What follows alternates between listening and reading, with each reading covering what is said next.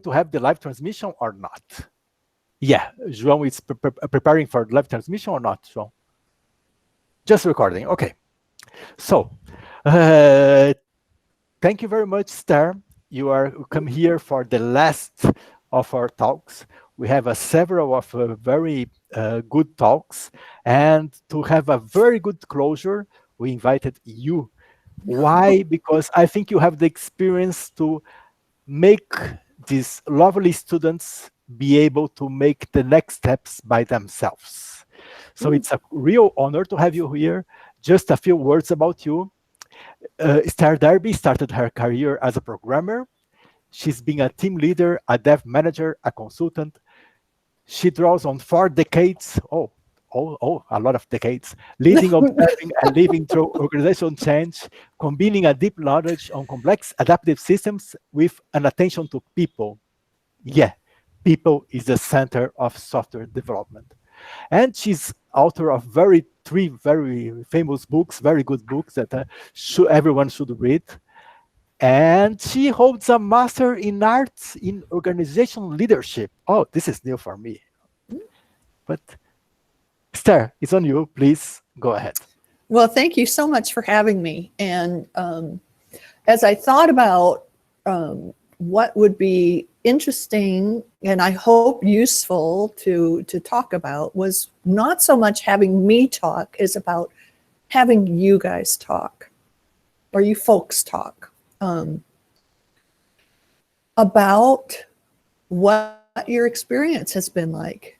Because I know you're in the computer science program, so you're emphasizing learning programming and learning software development, and you've spent this course working on XP development, which I think is a very interesting way to develop software.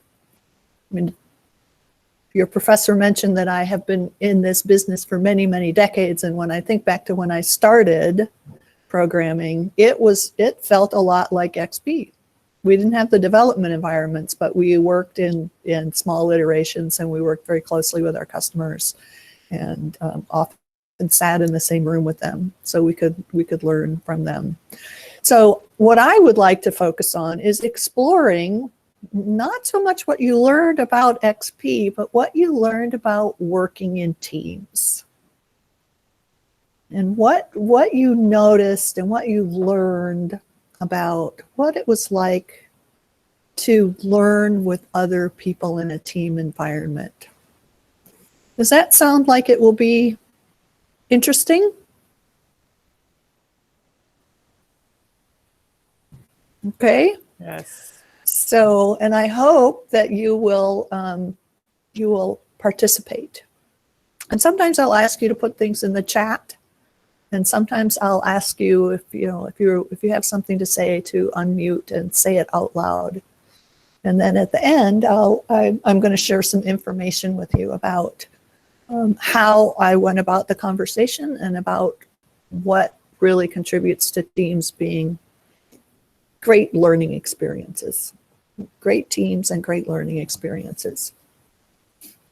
So I'd like to start by asking, what were the characteristics of the teams that you worked on in this course as you were learning about XP? What were the characteristics of those teams? And if you could put those in the chat, that would be great. So think about, what the team was like, what your relationships were like, whether you knew what you were doing. And I assume I'll be able to see things in the chat, and you'll be able to see things in the chat. Is that true? Yeah, and if you want, we have 7 different teams. You can put the name of the team, just to give the context, so Esther will know the different contexts that we have here. Okay, good idea. So first we started with Diego. He's working with a software to make a virtual museum, and he said different skills. Yeah.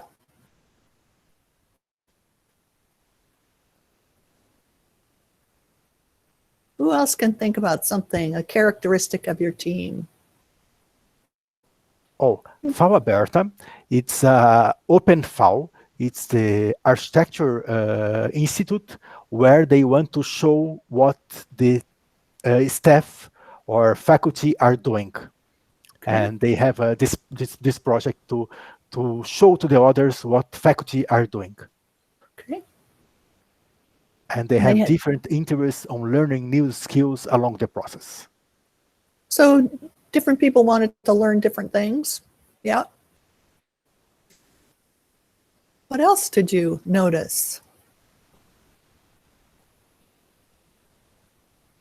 Oh, so the majority of you didn't know the technology, so you all had to learn together. And you were very communicative, someone said about the Huso team. So just to complement, Yeah. VirtualTit or VirtualTut, it's about to have an app to help children to take care of their teeth. So it's a kind of a funny application. Yeah.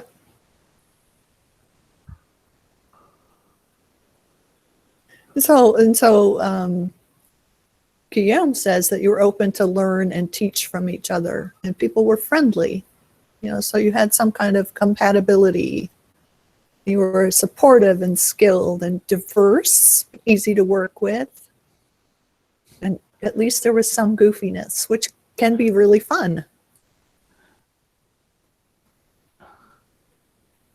Great learners, great listeners, and great teachers. Yeah. So you're talking about, you all had, it sounds like you had a good camaraderie with each other. So let me ask a different question. What on a scale of 1 to 5, and focused, when someone's saying you were focused, on a scale of 1 to 5, how clear was your goal? How clear was your goal about what you were trying to accomplish for the customer? So you each were working with a different customer. And how clear was it? So we've got a 4.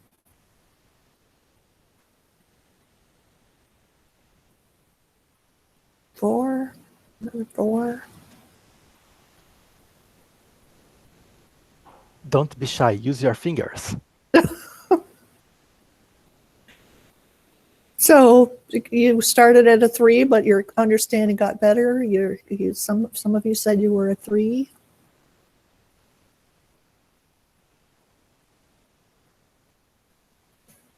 Four.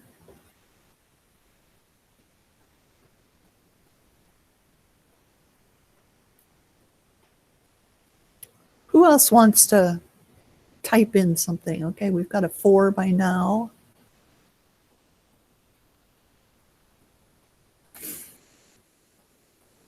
Four. Okay. So what did you notice about how you worked, say when you had a 3 versus how you worked when you had a 4? Did you notice anything about what was different?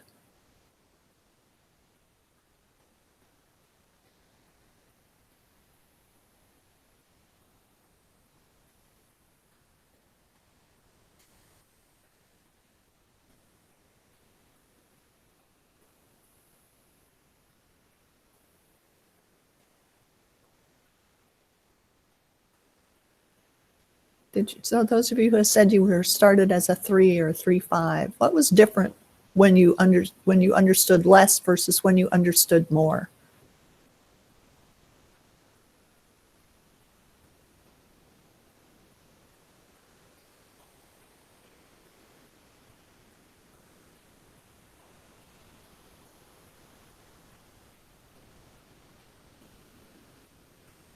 Yeah. So when you understand less, you in some ways you don't know how to order your work. You don't know how to make good decisions. what I sometimes find is that when people aren't clear, people get in arguments. So one person will say, well, I think we're supposed to do this. And another person will say, well, I think we're supposed to do that. And they argue with each other rather than trying to go ask the customer what the goal is. So I saw someone nodding his head. So did that happen for you guys? A little bit, maybe?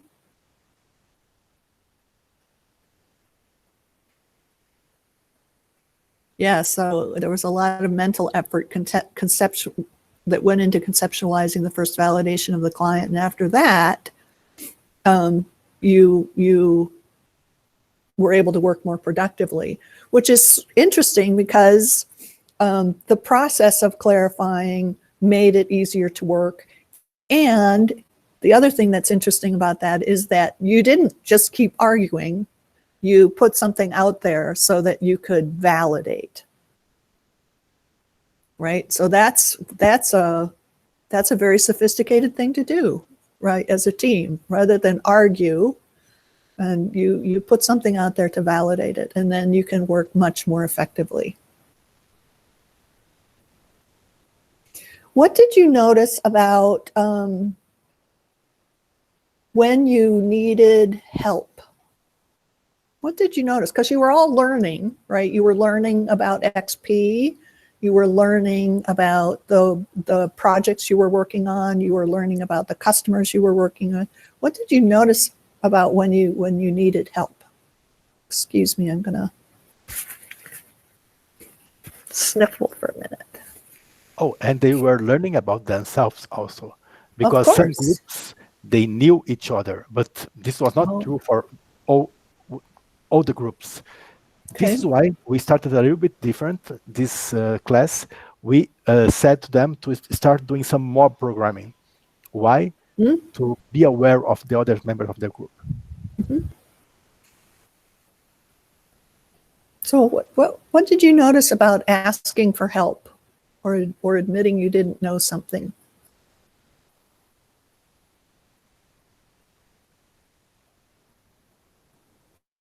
So everyone was willing to help, right? Everyone was willing to help, even when they weren't experts on the topic.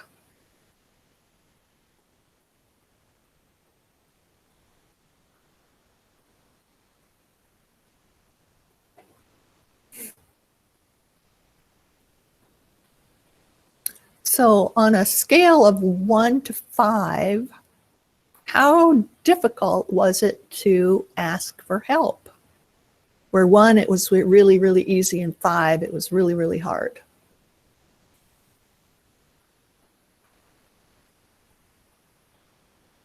Oh, and there was some cross-team collaboration, right? So you didn't limit yourself to learning in your team. You took advantage of outside expertise, right? And the team was supportive. Very easy to find help. It was beyond easy. It was a 0. There was no friction whatsoever. Right?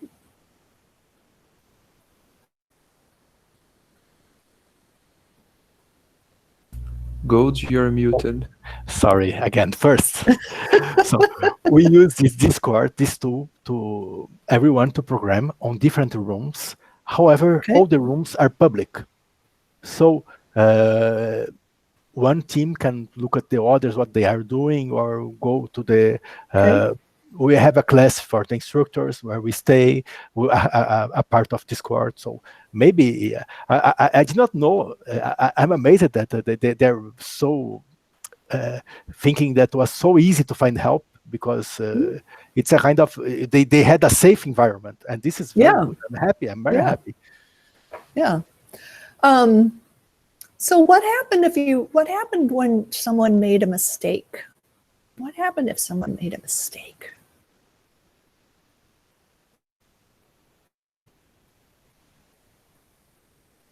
If it's too difficult to type, you can say something also. Yes, you can your voice, open yourself. your heart. Yeah.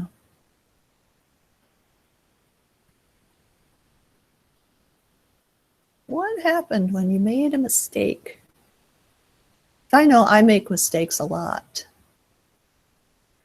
I try not to, but you know, it's just human.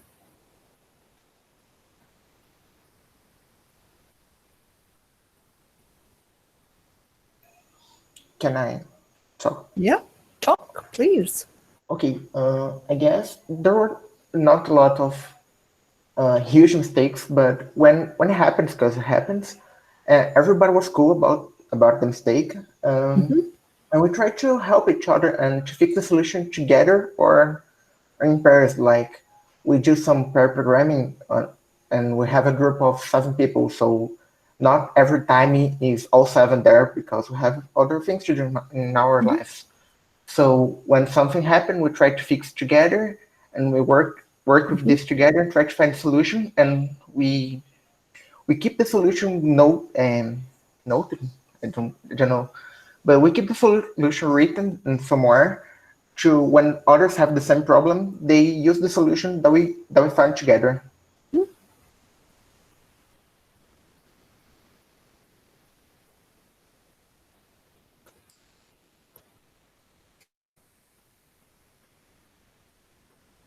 We're just focused on the solutions, not to find the guilties.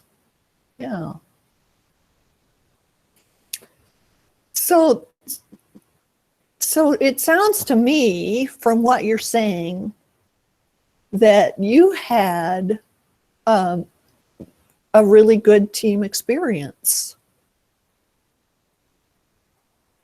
So if you had to say on a 1 from 1 to 5, 1 being low and 5 being high, how would you rate this team experience? What would you say it was like on a 1 to 5?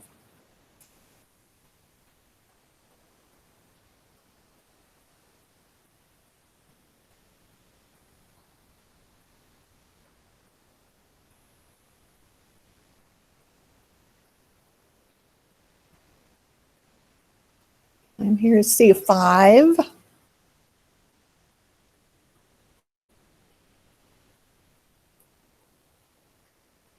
So one of the best teams you've ever worked with. Another 5. Yeah. Does anyone want to say something about what their team experience was?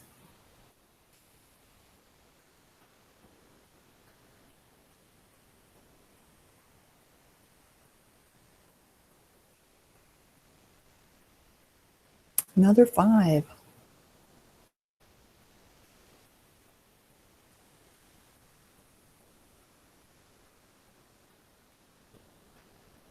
Oh, Esther, we Yes. have a tie to untie here Oh, because a lot of teams are saying we have the best team.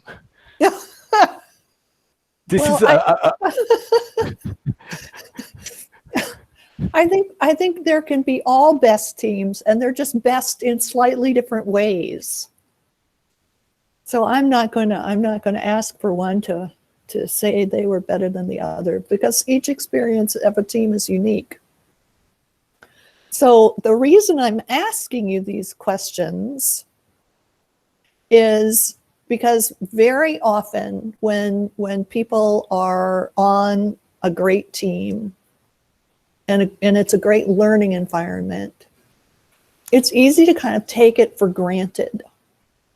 And so I wanted to ask you these questions to focus attention on what made this a great team experience. And what I'm hearing is that you were mutually accountable, right? That you valued each other and what you brought to the experience. That you had a clear goal, or you figured out how to get a clear goal.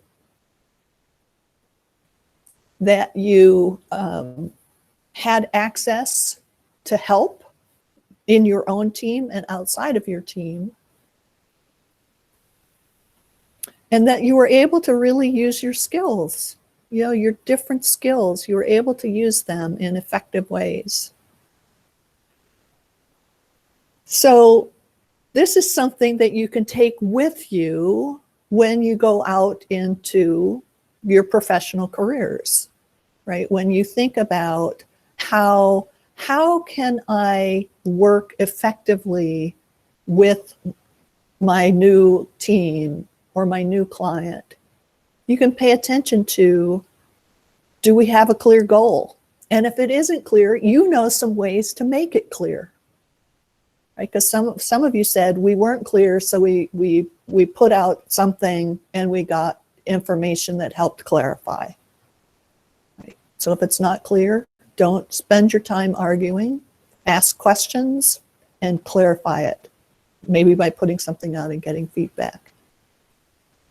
And you made good use of all your skills. So sometimes you mobbed.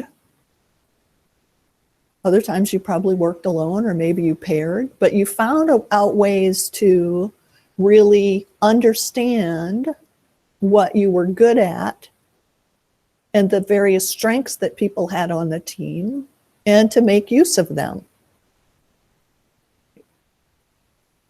And when you didn't know something, you had a place to go to find out. You had to discuss. I just want to point out something. Yeah. When we started this course about 20 years ago, we improved the course, having kind of a very close to real environment, Yep. where the students can work and everything. However, after your last reflection, I think that the environment that you are giving to them is too safe, too ideal. Mm-hmm.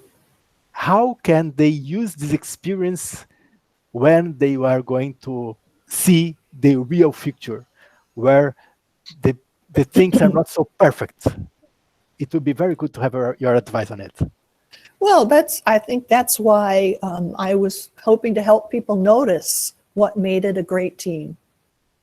Because if you notice what made your team great in this situation, you either had a goal or you figured out what the goal was. You got to know your team members, your teammates.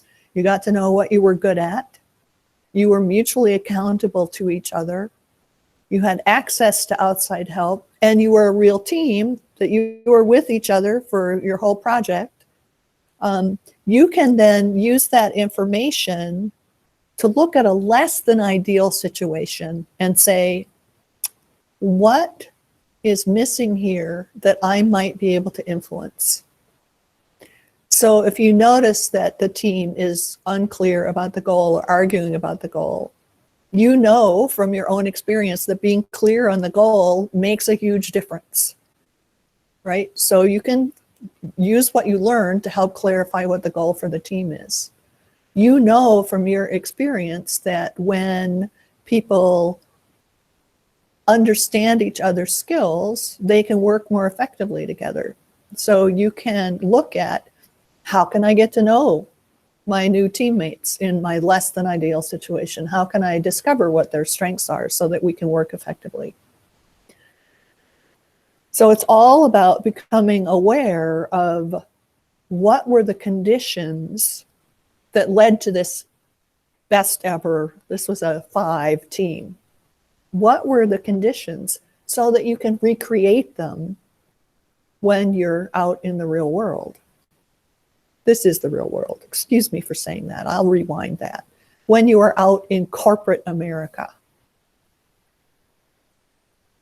or corporate Brazil, what can you do when you're out in a corporate job to create the conditions for a great team? Because your professor and your TA did it for you this time. But you can't always count on your managers to do that, because they may not have learned how, right? So if you can pay attention to it and you can learn how, then you don't have to count on someone else to create a good team for you. You can influence those conditions. So I think that that is really a huge act of leadership, right? When you learn how to adjust the environment so that everyone can contribute and be creative, I think that's really one of the most important ways to be a leader. That is one of the most important ways to be a leader, is to make it possible for everyone to contribute creatively to solving the problems that you have to solve. And that's a definition that comes from Jerry Weinberg. And I think it's a really useful one, because it says we don't have to wait for someone else to give us the right conditions. You know, we don't have to count on Professor Goldberg to do it. We can do it. Goldman to do it. We can do it ourselves. Pardon me for that. We can create our own good conditions. So the other thing I want to follow up on a little bit is that Professor Goldman said that perhaps your situation was too safe. Well, I think he made it easy for you, but I'm not sure anything can be too safe, because safety is really the foundation for people being able to learn. So when people don't feel safe, they tend to hide, they tend to disengage, they tend to not put forth as much effort as they can, they don't take many risks. So when you feel safe, you're more open to learning, you're more creative, and you're more able to solve the problems and do the work you need to do. So there's really interesting research on safety and learning from a scholar and researcher named Amy Edmondson. How many of you have heard of Amy Edmondson's work? Nope. Well, it's really interesting because she did a lot of, she was studying a hospital in the US, actually here in my state, where they assumed that in the nursing units where people were working well together, that they would have fewer reported errors. And what they found out was that, and it was very surprising to them, that the units that had higher reported errors were actually working much more effectively. How could this be? The key is reported errors. Because the groups that had, the teams that had safety, like you guys did, right? They felt they could bring up mistakes. They felt they could bring up concerns and issues and admit if there was a problem. And then they would work together to fix it, just like you guys described.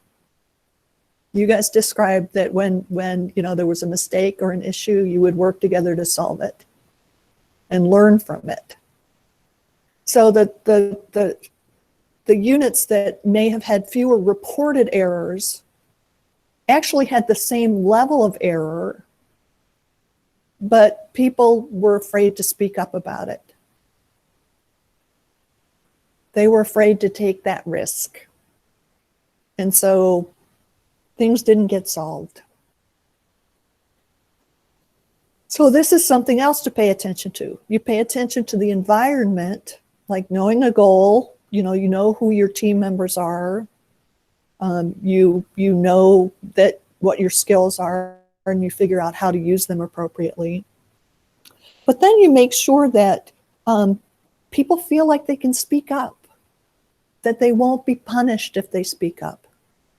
So they know that if they make a mistake, it won't be held against them, but it will be used to solve a problem and learn from it. You know that people are different, right? And you don't reject them because they're different. You figure out how their difference can be a benefit to the team. You make it easy to ask for help. And you all said that it was really easy to ask for help and get help on your team. And I suspect that this was true for you, but this is an important element of safety, which is that people believe that their other team members would never deliberately act to undermine their efforts. They know that, they have the interest of the team at heart, and they would never try to undermine the team. And everybody feels valued. Everybody feels like their skills and contributions are valued. And this is really the underpinning for great teams, right? You pay attention to the environment, and then you pay attention to how people interact with each other around this thing called psychological safety. So how many of you have heard about the big study that Google did about teams a few years ago? Anybody? They were looking for the mystery about what makes a great team, and they had all sorts of data. Google loves data, so they had all sorts of data, and they were looking to figure out what the patterns were. Was it about the leader? Was it a certain type of leader? Was it the mix of people on the team, and were they introverts? Were they extroverts? And what they figured out eventually was that there's a whole bunch of ways to be a really great team. But you need the environment and you need safety. And two of the things that really showed up were that people had relatively equal time to talk, so that everybody was listened to. Everybody had a chance to talk, and that people had relatively high social sensitivity, which means being aware of how other people are perceiving things, being aware of their feelings and their concerns and their thoughts. Not that you have to fix them, just that you're aware of it and you can take it into account, right? So from what you guys explained to me in your answers to my earlier questions, you had the environment, but it sounds like you also had that kind of safety, right?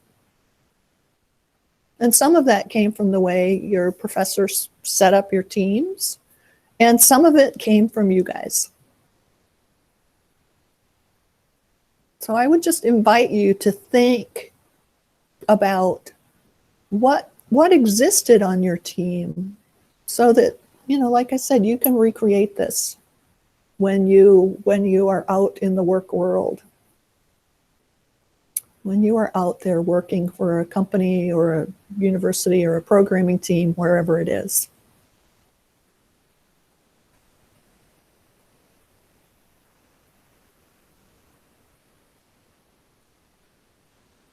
So someone just posted a YouTube video in a link to a YouTube. I don't know if that's Amy Edmondson's or not, but one of her books is called, I think it's called, I'd have to look on my Kindle to see what it's called. I think it's called The Fearless Organization. And, that is an organization that is really primed to learn. It's really primed to learn. So I believe those are the really key ingredients, right? And people sometimes think that, there's a magic chemistry to a team, to achieving a number 5 team. We are the best team ever. But it's really just paying attention to the environment and paying attention to creating psychological safety. And you have some control over that when you go out into your next experience, your next team experience. You have some control about how you can create the environment and create safety. And I think you're really, really lucky that you had a wonderful experience. Because not everybody gets a great team experience early in their career. And if you are pay attention to it, you can recreate that throughout your career. I just put the website of the Freedom Organization where you can find the Yep, book. yep. You can And find the book. very, very important is that we learn during all the undergrad course that it's very important, the technical skills. But the technical skills are just a small part of being a team. And the safety and the willing, they are ready to contribute with the others, to hear the others, to listen, to understand and see that people are different. And it's not easy. And more than that, during this pandemic where we are all in virtual world, it's even worse. And for instance, one exercise that we start to do with the teams is talk. Forget about the project, forget about everything, just talk a little bit about yourself with the other members. I tried this exercise with some teams, and it was amazing to find that there was so many interests in common. Like, for instance, some like to cook, other to travel, to speak language, and things like that. And this is so important to find reference points where you can find, oh, this guy that I just know virtually, maybe we can someday do something on that.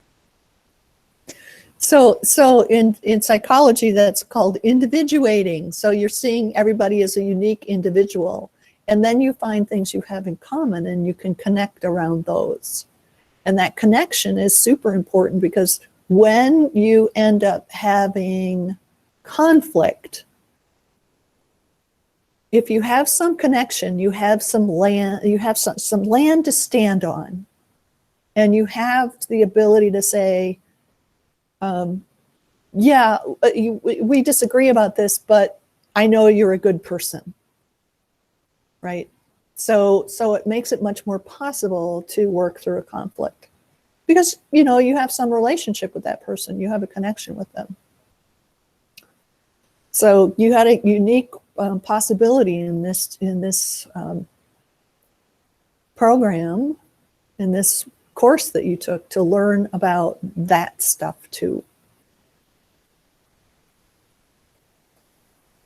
So I'm curious if people have questions for me about what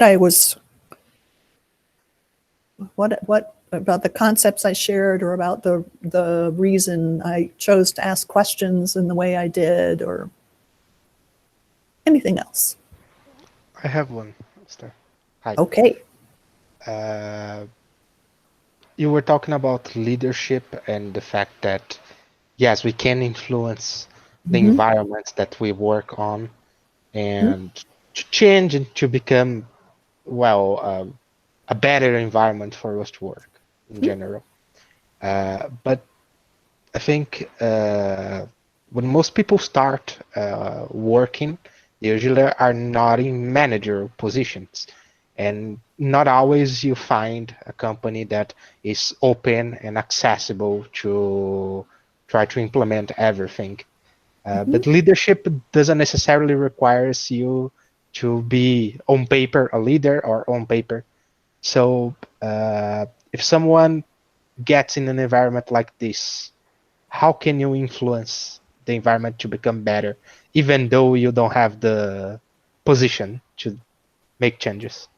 Well, I'm a big believer in small L leadership. So this is leadership that you don't have to have a position, like, or a title to do. So I'll give you an example. I'll give you a couple examples. Like I was in a meeting, and I wasn't facilitating the meeting, somebody else was. And the conversation was just going in circles. And the person with the least experience or standing in that room said, I think probably the youngest too, said, I'm not following this conversation. Can we write down what the options are? And everyone said, well, we know what we're talking about. And he said, well, I'm a little confused, so help me out. And it turned out that they thought they were talking about 4 things, but they were actually talking about 7 different options. So asking that question, just saying, I don't know what's going on, which he had to feel some safety to ask that question, to raise that concern, changed the environment. So I would say that was leadership. I would say he did some leadership there, because then they wrote down what the options were. They were much more clear about what they were considering, and they were able to make a decision instead of just going around in an argument. So that to me is leadership, that he didn't have to have a position to do. So another example is when I was a programmer, I was working for a big financial institution, and we had a batch job stream. Do they still do those? Yes, they still do those. We had a batch job stream, and we were all rotated being on call. And I didn't particularly like being awakened in the middle of the night and having to go downtown and look through a 1,000-page listing in hexadecimal to figure out what was going on. I didn't particularly like that. I can't imagine why not. So I got a big picture of the batch job stream, and I had to finagle a little bit to get that big picture. But I got the big picture of it, and I stuck it up on the wall. And then every time a program blew up overnight, I would stick a push pin in that program. Just a little pin, and I had some different colors, but to show different things. But after a short while, we had some data about which programs were likely to blow up, most likely to blow up. And then we were able to work on those programs to make them more robust. We didn't call it refactoring back then, but essentially that's what we were doing. And we could be more careful when we were working on those programs. So I think there's a lot to do without a title. I think there's a tremendous amount you can do. You need to look for the opportunity and be willing to take a little bit of a risk sometimes. Did that answer your question? Or give you some ideas? Yeah. Yes. And I think it's a very interesting way, because it shows that small actions can make a huge effect. They can have a very big effect, and often they have more effect than big actions, because big actions often scare people, and little tiny ones don't. Asking what are we really talking about here didn't scare anybody, and neither did my flip chart. But if I had said, or my chart of all of the modules, if I had said, we must start collecting data, first I would have had to talk 1 billion people into it. And so I just did a small thing that didn't require a lot of permission. I'd just like to add another example. For instance, if your team, you feel that there is something to do, you can do it, for instance, during lunchtime. You can talk.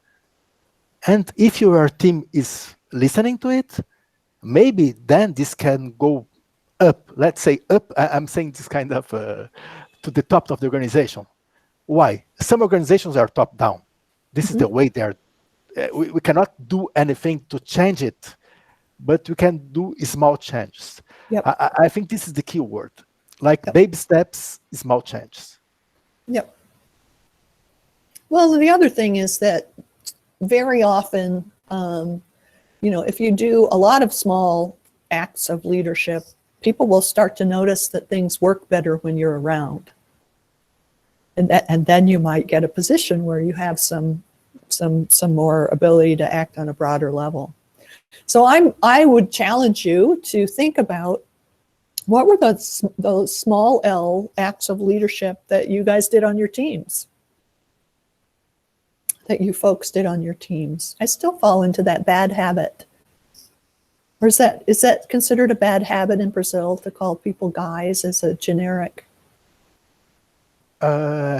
Maybe yes, but Yeah, I'm I secret. feel like you. That means, you know, I have the same problem, and it's so hard to change It's it. hard. Yeah. So, yeah. So I mean, when we say guys, we are saying it's not about only people. guys. It's people. But Yeah. in Portuguese, we have all the gender thing.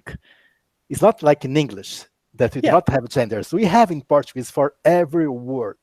Yes. And I have now the correct thing is to put always male and female. And but this is so boring for me. I'm not used to it.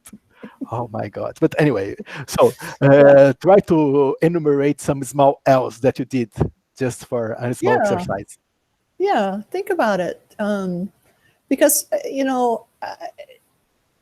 I think about a lot of what I do in my work is help people become aware of things that they weren't necessarily aware of.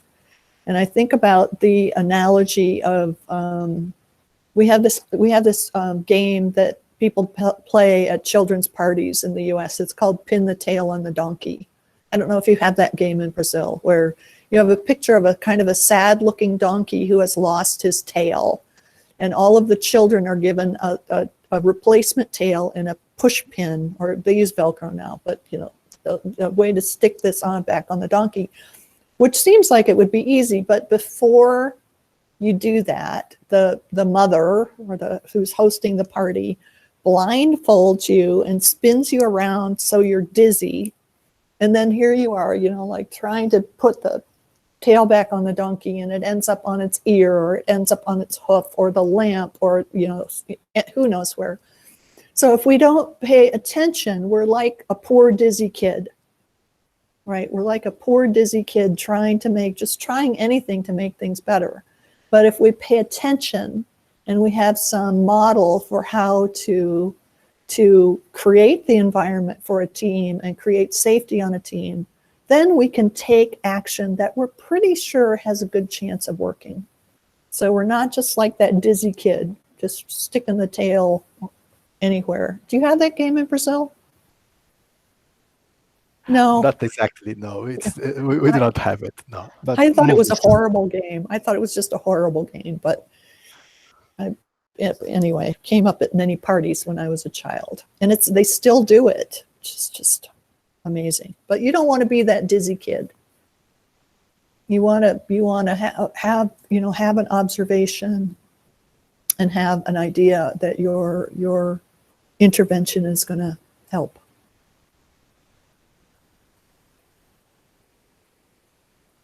So we are still waiting for small L's.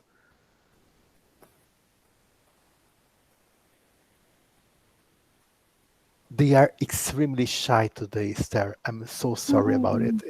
But it happens sometimes. It happens. Hello. Can you hear me? Yes. Okay, I'm gonna share. I don't know if it's Moel, but my team, like we are still making a game, and our clients they have iOS, but the game is for Android, and we can't build for iOS because Apple.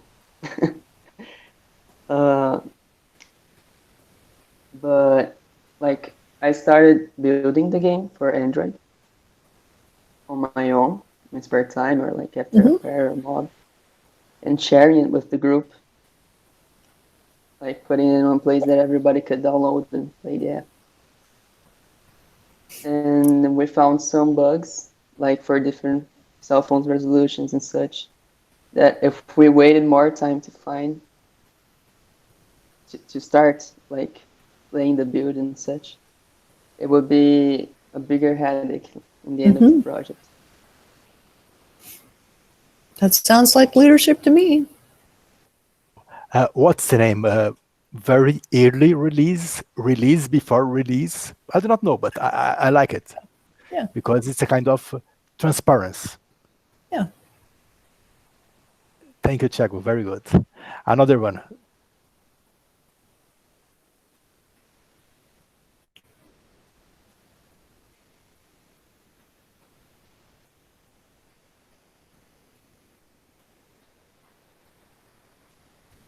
Amazing. They are so shy today. Well, sometimes it feels like bragging. So where I live, I don't know if this is true in Brazil, but where I live, we are really taught not to brag and not to boast. So if someone says, "How are you doing?" you say, "Oh, I'm okay," because saying I'm great would be boasting. So it might just be that people don't want to boast. So, but think about it. Think about it. Think about everything you did to try to make your team work better, and just think about what worked and what didn't, and you may learn something about yourself and about how to lead on a team when you don't have a title. Just a small word about bad habits like bragging or copying. I'm repeating a lot of time to the students. If you see some good practice being used, just copy it at your environment, adapt it. Yeah. And bragging can be kind of small celebrations. Is this bad? No. So it depends on the context. You have to be aware of it. Yeah. All right.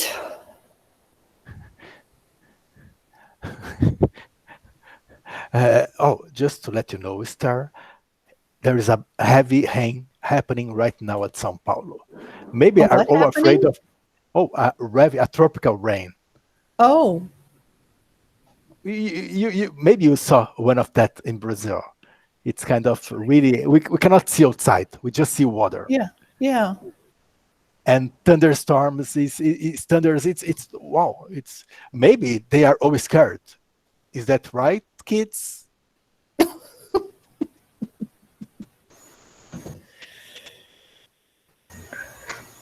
I can try to. Excuse me. Can I? Yeah. I don't know if if this is a good example, but I'll try to say something. So in the beginning, we have a problem. We had a problem that was how are we going to keep track of what everybody's doing. So how can we know what everybody's doing and to know the next steps and what we have already done. So one idea, I don't know if it was my idea or if it was the idea of someone else, but we decided to put together some little text after every pair section. So after every pair programming we did, we put a little text together and to say some topics, I forgot the word, but whatever. So to say what we did, so it helped a lot. This idea helped a lot to keep track of what we're doing and the next steps we have to do. I don't know if was very clear. Well, it sounds like another example of adapting your environment in a way that helped everybody learn. So I think that's great. Let's remember, we are virtual. We have to adapt. And two very good things that I heard that I like it very much. First, you do not remember who did it. This is great. It doesn't matter. It does not matter who did it. It matters that it's working. Yeah. And second, we have to adapt. And this appears to be a good practice. You are always all virtual. Great. Thank you, Gabriel. I like it very much.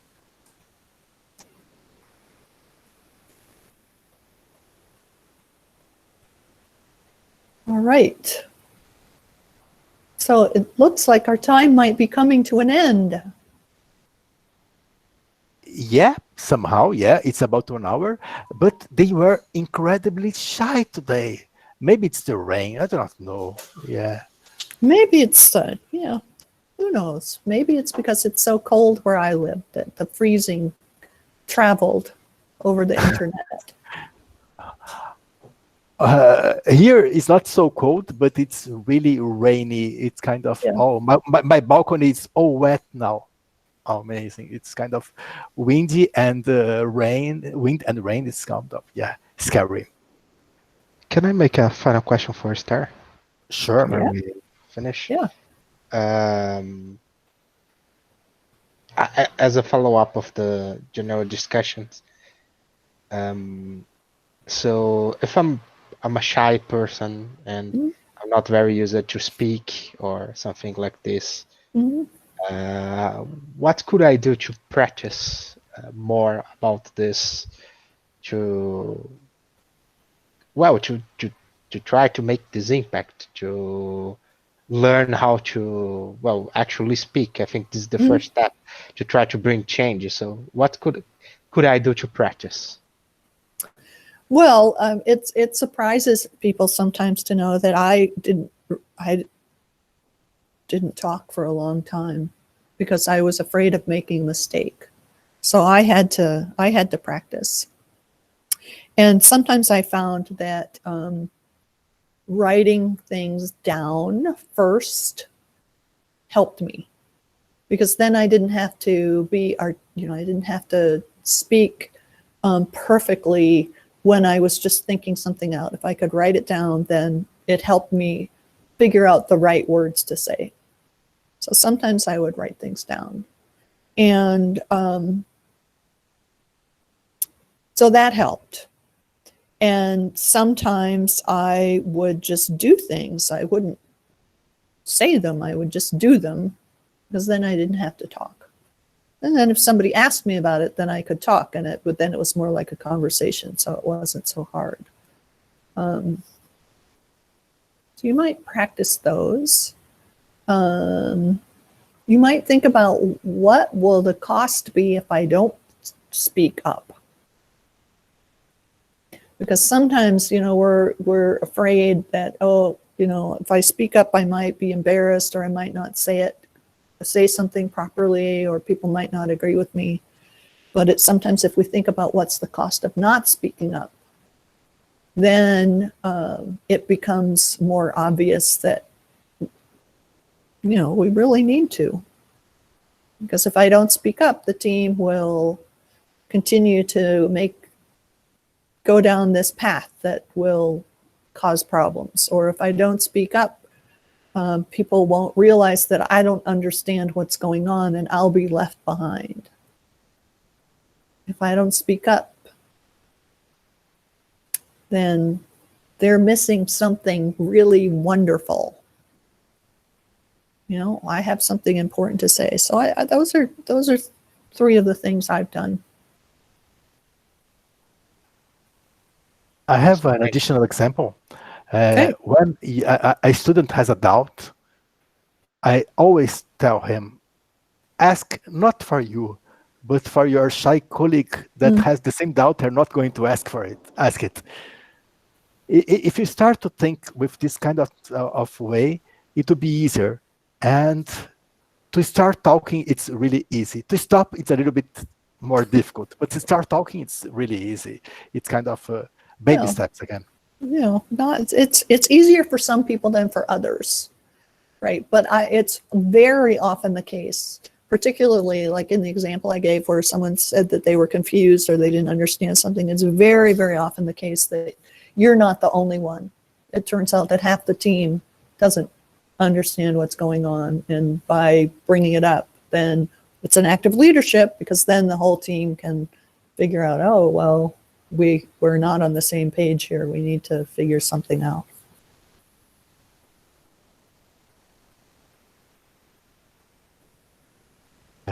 Great.